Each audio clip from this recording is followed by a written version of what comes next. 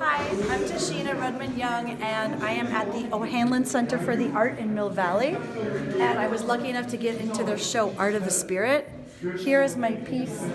I changed the name from Blue Drip, which I thought was a little cheesy, to Azul Cayendo, which means blue falling, which it feels a little more authentic. And I'm gonna let you take a look at that, and then I'm gonna take you on a tour around the room and introduce you to a woman that works here as well. Let's go. So here we're gonna go around the room, and I'm just gonna show you some of my favorite pieces. I'm no expert. These are ceramic pieces. I'm guessing they were all hand built, and I really like the grouping. If you take a look at the glaze and the texture, they sort of speak to each other. And let's continue around the room. This one, We have a docent informally. well, I'm informal. I just like the marriage of the two feet. And I'm going to introduce you to somebody. This is Irma Murphy, and she is Director of Outreach. I do outreach and programs, and I get to do a little bit of this fun stuff on an opening night and get to show everybody the gallery. And so we do gallery shows here once a month with different themes. This one happens to be Art of the Spirit, as you mentioned. Who's the curator again?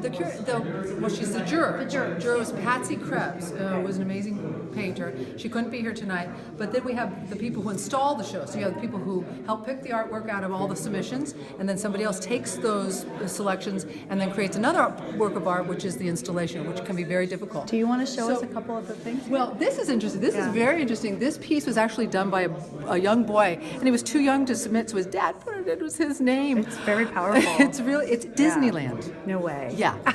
And they were That's talking wild because it feels kind of dark to me. Right. That's what they were saying. It feels really dark. It was a time where it's not necessarily always happy in Disneyland, even though it's supposed to be. Yeah. So the kid, he must have been 9. I don't know. He's adorable. He took this photo, and it's after the fireworks, but it has a very haunting, but also there seems to be like almost a religious, or I don't know. It made me think of Diwali. That's why I was like the festival of lights. So that's now a good friend of mine, Steve Actish, took this photo, and you can see the devotional nature of the person, worshiping. Fortunately, he didn't know his picture was being taken, but it's the light, how it captured the light in this church in San Francisco. I guess I just want to say that out of the entire show, there's probably 3 that are my favorites, and this one is one of my top favorites because I just feel there's such an authentic, sweet connect. It's an authentic connection that's really happening for this man right here.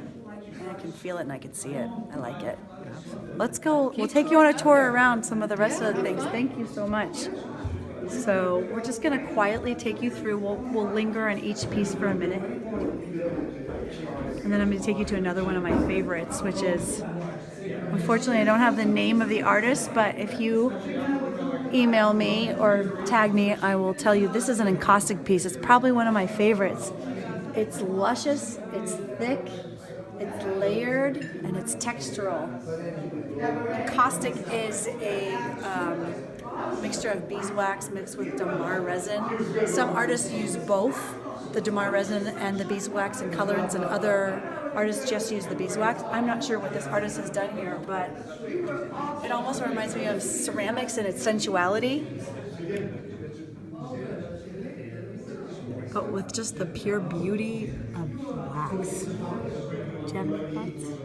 No? All right. Let's take a spin around the rest of the room.